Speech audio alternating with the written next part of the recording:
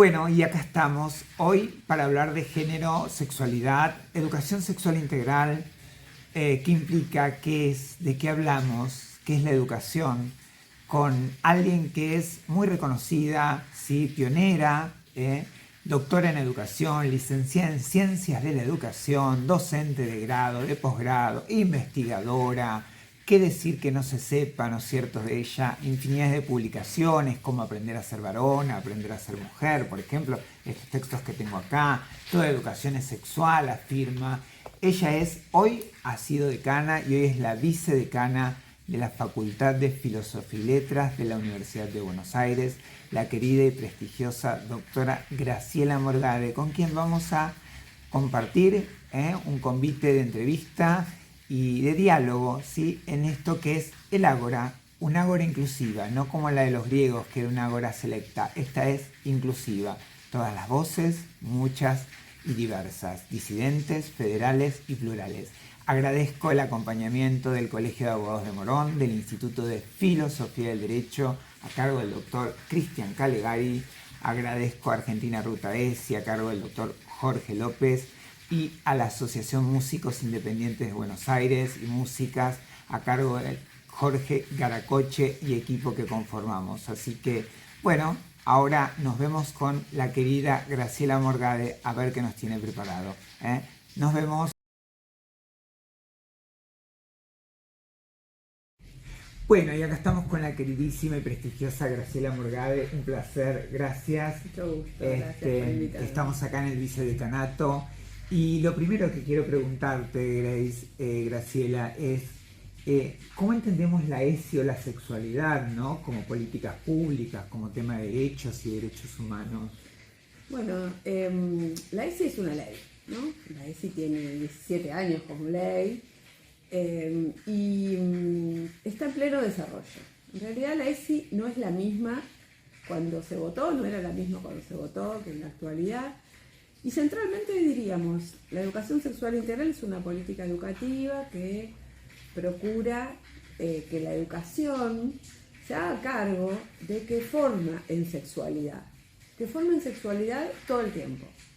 Todo el tiempo estamos formando en sexualidad. A veces explícitamente, a partir de algunas temáticas que tienen más que ver con los cuerpos sexuados, pero la mayor parte de las veces de manera implícita, cuando transmitimos modelos, formas o de alguna manera imágenes de cómo debe ser, comillas, cómo se debe vivir el cuerpo sexual. Como un varón o una niña, ¿no? Exactamente, ¿no? Por Cuando ocultar repetimos. vulva, por ocultar vagina. Exactamente. Entonces, como toda educación es sexual. Sí, eso te quería preguntar, porque justo acá tengo tu libro que coordinaste vos con tanta gente que escribiste. Toda educación es sexual en relación a esto de que toda educación es política, ¿no? Como acto político. Exactamente. ¿Qué te referís con esto de que toda educación yo por ahí es las sexual? personas que nos están mirando, que no son del campo educativo, pero seguro tienen una experiencia que fue cuál era la clase de educación sexual o qué significa a veces educación sexual para el sentido común, y es la clase de anatomía y fisiología de la sexualidad, ¿no? Es un concepto biomédico, biológico, totalmente. Totalmente. Entonces, la charla de educación sexual, los órganos sexuales, como mucho la prevención de los embarazos o la prevención de infecciones y nada más. La educación sexual integral se para en otro lugar, ¿no? Diciendo, nuestros cuerpos, nuestra identidad, no es solo lo material, lo biológico, también tiene que ver con nuestros afectos, tiene que ver con nuestra subjetividad y tiene mucho que ver con la cultura, con el momento histórico en el que con lo vivimos. social, lo cultural, lo político, lo cultural, ¿no? La configuración epocal, por decirlo de alguna manera. Entonces, yo a veces pongo últimamente un ejemplo con esto de los 40 años de la democracia. Yo en el año 1984 me casé. Y la libreta de matrimonio decía: el hombre fijará la residencia y la mujer deberá seguirlo. Viene en términos aristotélicos, en donde era esclava, propiedad del varón. Exactamente. Yo me casé con esa ley, quiero decir. Por suerte cambió. Eso también es educación sexual, porque de alguna manera, implícitamente era un mensaje, y es un mensaje sobre qué debe ser una mujer heterosexual, que por supuesto además estaba pensado que era la madre de la prole. Bueno, eso también es sexualidad. Entonces, cuando pensamos desde la perspectiva de la educación sexual integral, la pensamos desde la perspectiva de género, la pensamos con una orientación utópica que son los derechos humanos. Estamos pensando que hay un sistema patriarcal, un sistema que hoy llamamos cis heteropatriarcal, es una palabrita medio larga, pero en realidad tiene que ver con que hay un modelo que es el modelo de la heterosexualidad, ¿no? Entonces, es obligatorio ser heterosexual, es obligatorio que las mujeres sean así, así, así, generalmente objeto de deseo, generalmente las madres, generalmente subordinadas, subalternas, y que lo masculino, la masculinidad sea quienes mandan, violentos, que ganan dinero, y eso como un sistema que se va repitiendo y que no tiene que ver con la vida real. Y que oprime también a los mismos varones, porque no son solo todos los masculinos, son algunos masculinos, porque hay una diversidad de masculinidades y de sentires en forma de ser masculinos. Exactamente, ¿no? Y por eso, siendo educadora, yo soy pedagoga, lo que veíamos y las investigaciones desde esta perspectiva en las escuelas era que estaba habiendo un montón de cambios sociales, movimientos sociales, los movimientos feministas, los movimientos de la diversidad sexogenérica, que las escuelas no estaban incorporando, y las escuelas seguían en los libros de lectura, en la clase de historia, hablando de mamá, papá. Bueno, esto que fue muy criticado a principios de los años 2000, en la Ley de Educación Sexual Integral comienza a tener una primera síntesis, y hoy no solo criticamos ese binarismo, también criticamos el capacitismo, ¿no? Porque también esos cuerpos son semiotizados e interpretados como los cuerpos de las capacidades, y la discapacidad se oculta, y se oculta la diversidad, por ejemplo, generacional, las edades. Y se ocultan también, por supuesto, las formas de pensar la vida, el ambiente, la relación con el mundo que tienen los pueblos indígenas.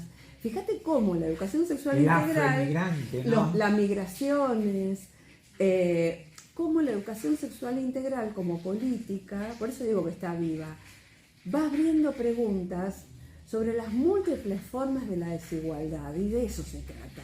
De combatir a la desigualdad y trabajar en un camino de igualdad social, ¿no? Que es hacia donde siempre pensamos que una educación debería emancipadora, y como diría Paulo Freire, ¿no? Que es donde poder liberar.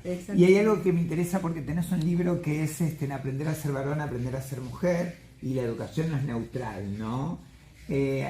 ¿Con qué esto tiene que ver con esto de hay sexo sin género, hay género sin sexo? Bueno, mira, esto también es muy interesante. Hace muchísimos años me dedico a esto, y yo al principio, junto con una tradición, por supuesto, decía: sexo es lo natural y género es lo cultural. Bueno, hoy no pensamos eso. Yo a veces digo, gracias si encuentran un trabajo, incluso que nos han traído estas oleadas, ¿no? De exactamente. Pensar. Y hay algunas personas que se ponen un poco inquietas porque piensan que el conocimiento es uno y que es permanente y que no cambia, y otras, muchísimas personas que, bueno, estamos en la Facultad de Filosofía y Letras, pensamos que el conocimiento va cambiando y que va discutiendo con sus propias premisas y va viendo nuevas hipótesis. Y bueno, y hoy yo diría, no pienso eso que escribí hace 30 años, porque en realidad no hay cuerpos por fuera del género. Todos nuestros cuerpos... Y hay una interpretación, ¿no? Y creo que primero está el género y después aparece la interpretación sobre esa genitalidad. Exactamente. ¿No? Entonces, cuando nace una niña, una niñe o un niño, que en realidad lo primero que se hace es leer los genitales, no se está leyendo en el vacío, se está leyendo con... toda una construcción social y cultural que no tiene un imaginario colectivo. Claro. Exactamente. Entonces, hoy diríamos, no hay sexo por fuera del género, ¿no? Aquello que decíamos en algún momento no es así. Pero bueno, insisto, es... Incluso los libros hoy siguen diciendo el sexo como componente biológico y el género como una cuestión sociocultural, como si fueran dos cosas separadas, ¿no? Porque, bueno, esto es lo muy interesante, por lo menos una de las cosas fascinantes de nuestro colectivo. Tengo un colectivo en la facultad que se llama Mariposas Mirabal, sí.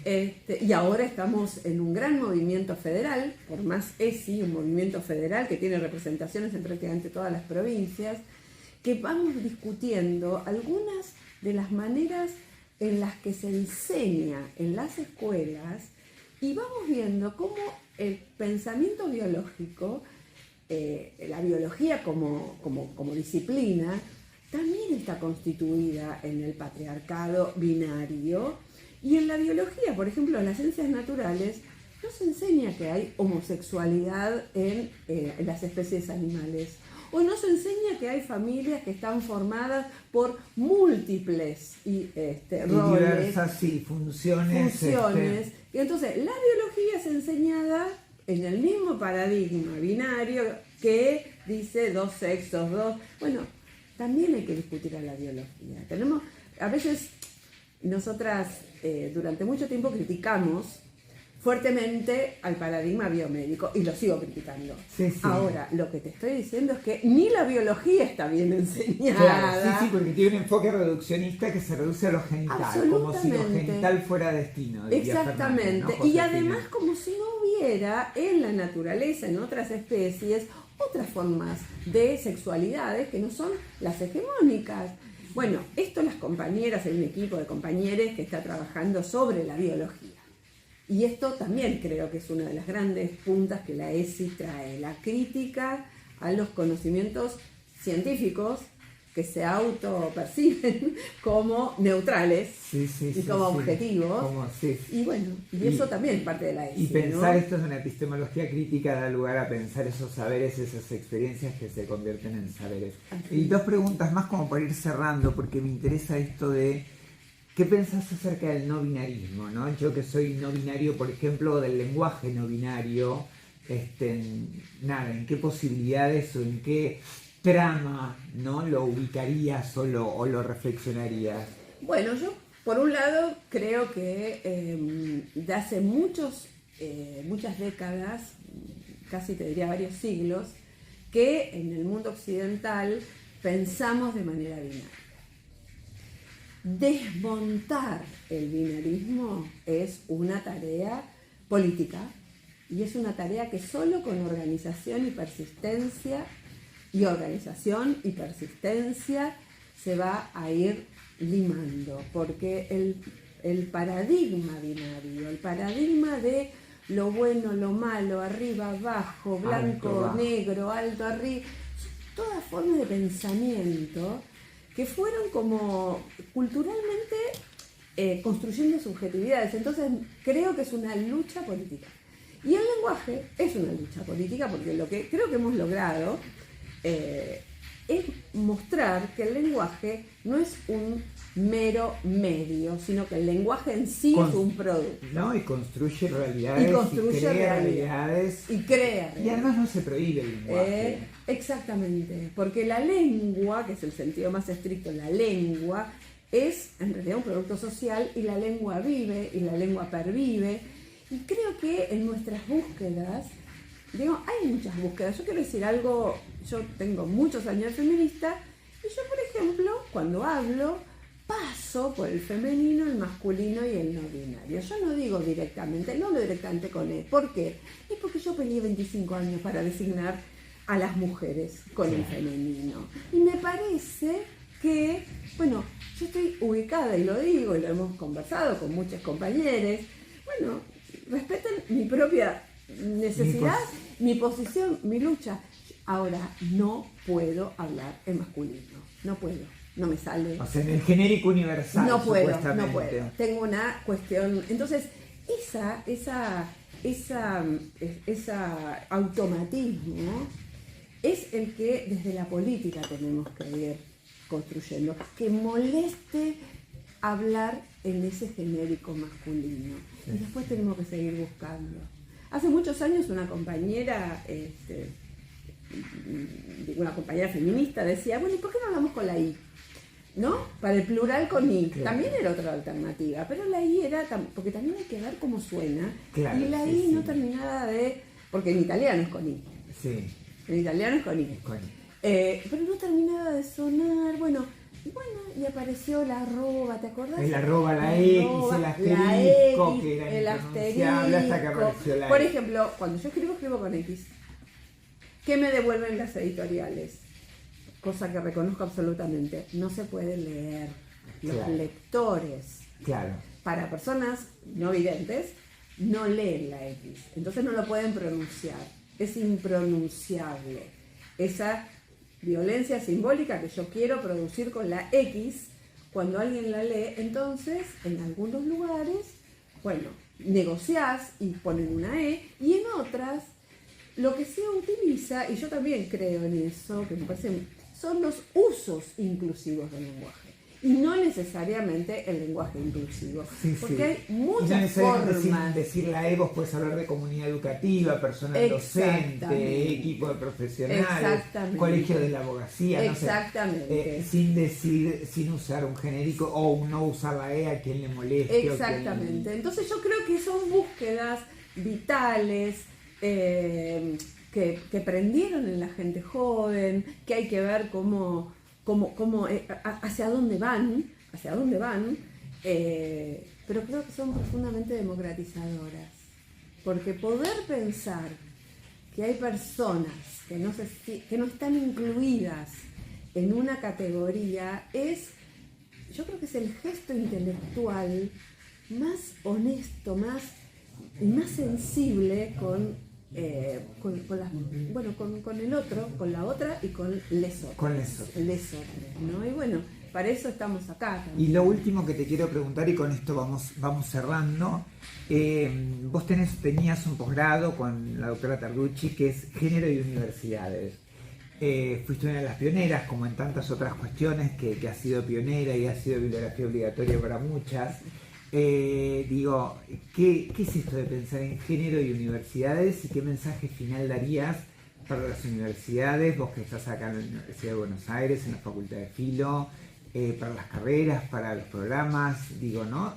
Como para ir cerrando este conversatorio, este diálogo, esta entrevista, este encuentro. Sí, bueno, en principio la primera cuestión con mucha contundencia es que las universidades que forman docentes tienen que enseñar ESI. Tiene que haber educación sexual integral en la formación docente en las universidades. Esto lo digo con mucha firmeza. Segundo, las universidades fueron entrando de a poco a entender que también en su propio ámbito hay procesos de exclusión, de discriminación y de violencia. Androcéntricos, heteronormativos. De a poco, porque las universidades tienen como una imagen de sí bastante idealizada, que es, bueno, como es un lugar donde hay cogobierno, donde hay libertad de cátedra. Eso parecería que era sinónimo de democrático igualitario, ¿no?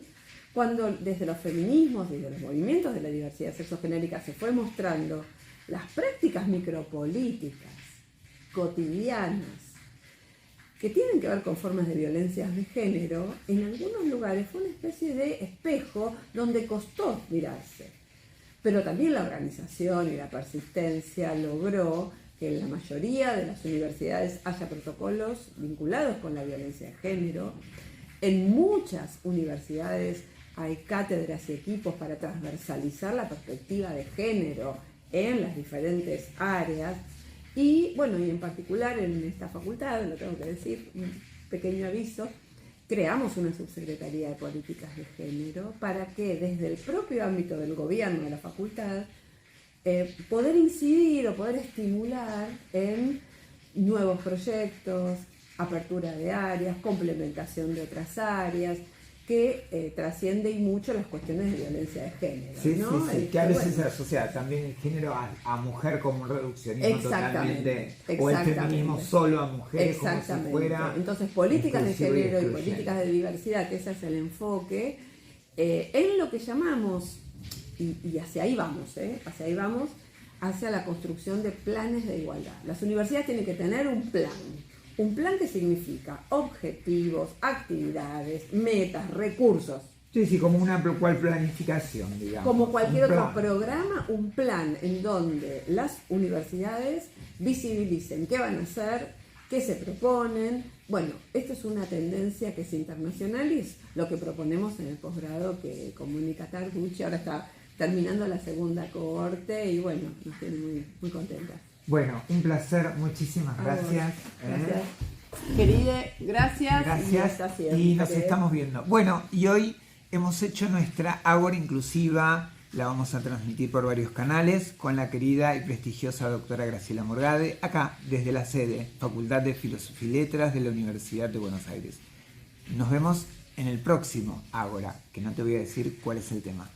Chau, chau.